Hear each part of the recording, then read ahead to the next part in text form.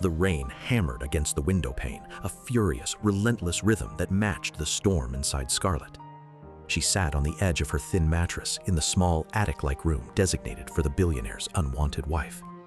Her hand, red and blistered from the scalding soup, throbbed with a dull pain, but it was nothing compared to the agony in her chest.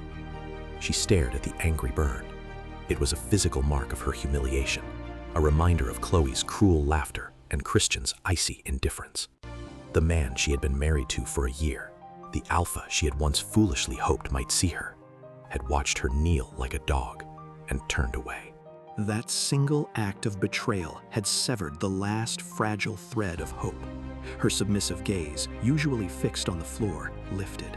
It drifted to her reflection in the dark, rain-streaked glass. The pitiful, meek girl staring back at her was a stranger, a mask, and tonight the mask was cracking. A piercing shriek echoed up from the grand foyer below, sharp enough to cut through the thunder. My necklace, it's gone!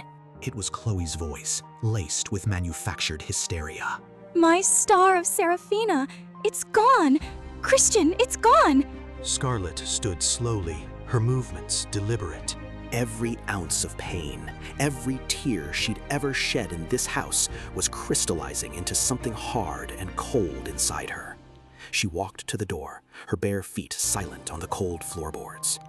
Downstairs, the scene was pure theater. Chloe was collapsed in Christian's arms, sobbing dramatically. Her perfectly styled hair was artfully disheveled, her face a mask of tragic beauty. The staff stood by, heads bowed, trembling. Christian, stone-faced in his wheelchair, held her. His jaw was a hard line of granite. We'll find it, Chloe. Tell me what happened. I took it off for a moment in the powder room. She wailed, her voice catching. And then she walked by. That woman.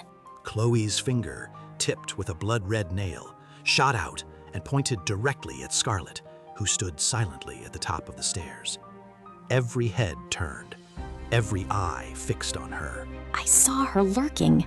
Chloe accused, her voice rising. She looked at me with such jealousy. She must have slipped in after I left and taken it. That necklace is worth $5 million. For a destitute orphan like her, it's a fortune. Seduction and betrayal. It was Chloe's favorite game. The accusation hung in the air, thick and poisonous. Christian's gaze lifted, locking onto Scarlett's. His eyes were not questioning. They were judging. They were condemning. Scarlett, He said, his voice a low growl that promised retribution. come here. She descended the stairs, one step at a time. She didn't rush, nor did she hesitate. The servants shrank away from her as if she were contagious. When she reached the bottom, she stood before him, her posture straight, her chin level. The meek girl was gone. Where is it? Christian demanded. It wasn't a question. It was a command for a confession. I didn't take it. Scarlett sat. Her voice was quiet, but steady, devoid of the fear he was used to hearing. Chloe scoffed from the safety of his arms. Liar! You've always hated me. You've always wanted what's mine. Christian, she's a common thief. Christian ignored Chloe. His focus was entirely on Scarlett, a predator studying its prey. He seemed to notice the change in her, the absence of a flinch, the directness of her gaze.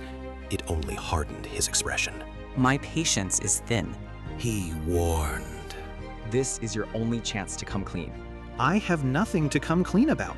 Scarlett replied, her eyes as cold as the rain outside. She watched the flicker of annoyance in his eyes, the tightening of his hand on the armrest of his chair. This billionaire, this so-called alpha, was so easily manipulated. It was pathetic. His patience snapped. Fine. He turned to two hulking bodyguards standing by the door. Search her room. Turn it upside down. Find it. Yes, Mr. Etham. The men stormed past her, their heavy boots thudding up the stairs. Scarlett didn't move. She didn't even blink. She just held Christian's gaze, a silent war being waged between them. Chloe's fake sobs subsided into a smug, satisfied smirk that she hid against Christian's shoulder. Then the sounds of destruction began. A crash, the splintering of wood. Scarlett knew exactly what it was. a small, cheap wooden frame. Inside it was the only photograph she had of her parents, a faded image from a life before she became an orphan, before she was sold to the Ethans as a good luck charm. A moment later, the first item was hurled from her window. A thin, worn blanket. It fluttered in the wind before landing in a muddy puddle in the garden below. Then came her books, pages flapping wildly in the storm. Then her clothes, 2 simple dresses, immediately soaked and stained with dirt. Finally, with a grunt of effort, the men shoved her mattress out the window. It landed with a heavy, wet squelch in the mud. Everything she owned in the world, now just trash in the rain. The staff gasped. Chloe's smile widened. Christian's face remained a cold, unreadable mask. But Scarlett didn't cry. She didn't beg. The last remnants of the timid girl had just been thrown out that window. In her place stood an Empress carved from ice. Her spine was steel. Her gaze was a weapon. The bodyguards returned, their faces grim. Sir? One of them reported. "We found nothing. The room is empty." Chloe's face fell in theatrical disappointment. Oh, she must have hidden it somewhere else, the clever little snake. Christian's eyes narrowed on Scarlett, a storm of frustration brewing within him. This was not the outcome he expected. He had expected tears, a confession, a pathetic breakdown. Not this composure, this unnerving stillness. He was about to issue another order, another threat, when Scarlett spoke. Her voice cut through the room, clear and sharp, and dripping with an authority that made everyone, including Christian, freeze. You are looking for a $5 million necklace, Mr. Ethan? She took a step closer, her eyes glittering with something that looked terrifyingly like amusement. A small, chilling smile played on her lips. Christian thought she was a nobody. He didn't know he was staring into the eyes of Rosewood. That's pocket change, she said, her voice dropping to a confidential whisper that was more menacing than any shout. Why would I steal pocket change when tomorrow I could buy your entire world?